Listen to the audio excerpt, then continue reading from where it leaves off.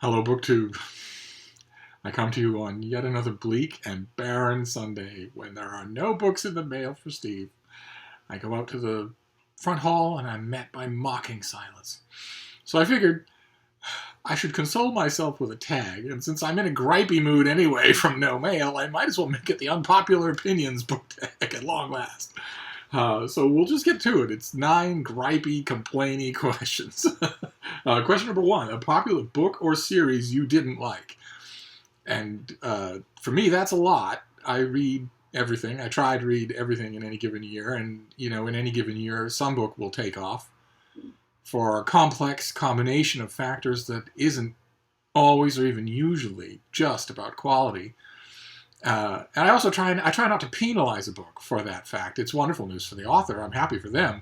But it's not under their control that a book suddenly becomes the it book. I try not to carry that against the book when I read it. I try to go just on strengths and weaknesses, but sometimes I might be guilty of it. Certainly, Americana, I think, is grotesquely overpraised here on BookTube and everywhere else in the book world. The Vegetarian, which I think is at most a premise, not a book. The endless novels of Elsa Ferrante that just cannot seem to do wrong. I don't get it. I read them and I don't get it. So there's plenty. Question number 2. Not that would surprise any of you. Question number 2. A popular book or series everybody hates that you love.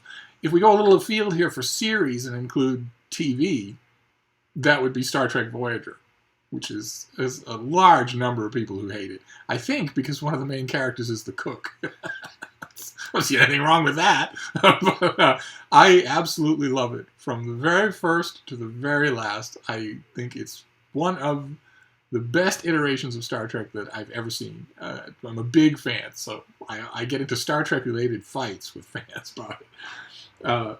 Question number 3. A love triangle where the main character ended up with the person you didn't want them to, or an OTP you don't like. I've been scowling at juvenile questions like this for about 100 videos now. It doesn't even have any effect. They keep coming back to me. So I figure if I can't beat them, I might as well join them. And I actually do have at least something close to a pairing that has been done wrong that I can at least share, so I don't have to keep scowling at this question. In DC Comics, I think I mentioned on this channel before, I'm an enormous comic book fan, and especially DC Comics, the home of Superman and Wonder Woman and Batman. And in DC Comics for the last 5 years, a retrofitted continuity has made it so that Superman is in a relationship with Wonder Woman, not Lois Lane. He's in a relationship with Wonder Woman because she's tall and beautiful and physically strong. In fact, the very first thing that he notices about her when he first meets her in the new 52 continuity is, "You're strong." That's what he says. And things go from there. A lovely basis for a relationship. They have nothing in common. They have no chemistry whatsoever. And Lois Lane has been demoted for 5 years to just some sort of, bungling best friend. When, of course, that's not right. That's not right at all. Lois Lane is the human tether. She is the woman that the human Clark Kent would fall in love with. And the problem with the DC retrofit is that Superman was seen first as an all-powerful alien rather than a human, and that's wrong, and it looks like DC is changing it. So I squeezed in this complaint while I still could. I think the Superman-Wonder Woman love pairing is about to go the way of all bad ideas, but we'll see. But anyway, there you go. I did an OTP question at last. I don't know to please some of you. Question number 4. A popular genre you hardly ever reach for. Some of the most popular genres, actually, business and self-help books are some of the most popular genres online or in bookstores, and no interest in either one of them. I don't think I've ever read a good example of either one, not once in my life. So I hardly ever pay attention to them. And I sometimes feel guilty about that because, I wonder what reviewing them would be like. But they don't usually get reviewed. So, question number 5. A popular or beloved character that you don't like. In BookTube, I'm taking out the big gun and I'm going for the biggest game of them all. Harry Potter is a fictional character that I don't like. For every kind of reason. Not just because his books are crap. I mean him as a character. He does nothing. He's a pathetic, passive, whiny, self-obsessed prick who's shoveled into prominence by factors outside of his control and beyond his birth. He's a cipher, an absolutely miserable excuse for a character. Imagine how much more interesting the Harry Potter books would be if they were the Minerva McGonagall books. There's no comparison whatsoever. He doesn't face any challenges. Oh, God. He drives me crazy. He's the centerpiece of the most popular books of the 20th century. So you can imagine my pain. Question number 6. A popular author you can't seem to get into. Again, I'm going to go for a big game here, and that is John Green. By some measures, including some that I believe, the most popular author on the planet, whose unnamed and totally future, probably years from now, book is the #1 bestseller on Amazon, and has been since the instant that it was announced. It was announced, Untitled John Green, and right after that, the numbers were in the tens of millions. And I have read this guy's books. I've read all of them, and they are awful. Just horrible. I firmly believe that there has to be an element of intent in it. I firmly believe that on his deathbed, he will say that a gigantic, quivering pile of poop like paper towns was an intentional joke on his part, an intentional prank to see what he could get away with. Just like Gore Vidal used to say about a couple of chapters in his novel Lincoln. He used to say, I stuck them in there to see if anybody would read them and call them great just on momentum. I have to believe that's the case. And the one John Green novel that I read and didn't hate was Will Grayson, Will Grayson. I remember thinking at the time, gee, that wasn't anywhere near as crappy as the rest of them. I wonder if David Levitan, the co-author, had anything to do with that. And then I read David Levitan's books, and they're fantastic. So it was a question answered. I knew this would be contentious. Just bear with me. It's just a little bit longer. Number 7. A popular book trope that you're tired of seeing. You know, a popular book trope I'm tired of seeing? The word trope misused. Question number 8. A popular series you have no interest in reading. Well, you know,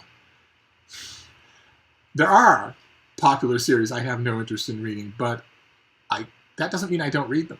I have to read them. I had no interest in reading 50 Shades of Grey, but I had to read them. You know, when books are your job, you can't just be ignorant of things that are tapping the zeitgeist unless you want to be bad at your job.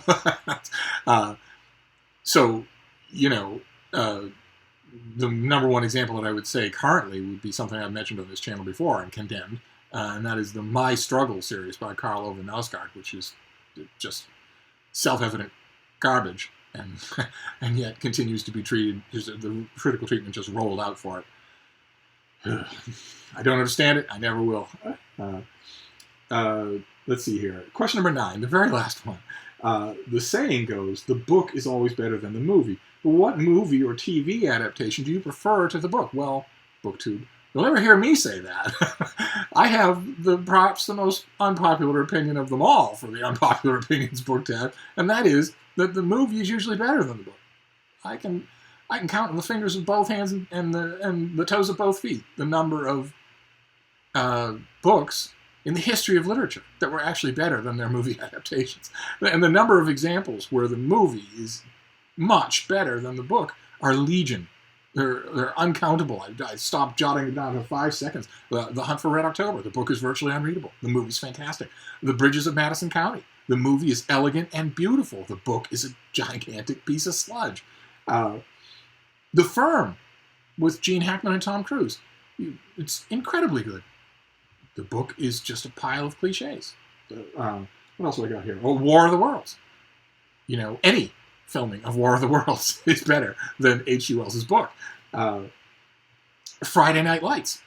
Both the movie and the great TV show. No comparison to the book, which is, you know, artlessly written and choppy. What else did I get here? I mentioned Ben-Hur before. There's also Cosmopolis, that you mentioned Don DeLillo the other day. But Robert Pattinson's performance in Cosmopolis is incredible. It's the movie is 10 times more gripping than the little book. The Da Vinci Code. That would be case closed right there. The book is virtually unreadable. A Harvard-trained cryptologist who's surprised because he's stumped for most of the book because one of the key codes in the book is sentences in English written backwards. Why didn't I see that? Or what about The Devil Wears Prada? What in the book is more entertaining than Meryl Streep in that movie? Nothing. Nothing. The book is boringly written. And I could go on. Maybe in a video I will go on. No. If you hear somebody say, well, the book is always better, just tell them they're wrong. Because the number of examples where the movie is better than the book, numbers in the hundreds. But anyway. All right. That's the Unpopular Opinions book tag. A tag was obviously meant for me. Since it's like 10 or 15 years old, I'm not going to tag anybody. I'm sure you've already done it or seen enough of it. But it gave me a little spiteful window of respite from the mail-free day, so I'm grateful for that.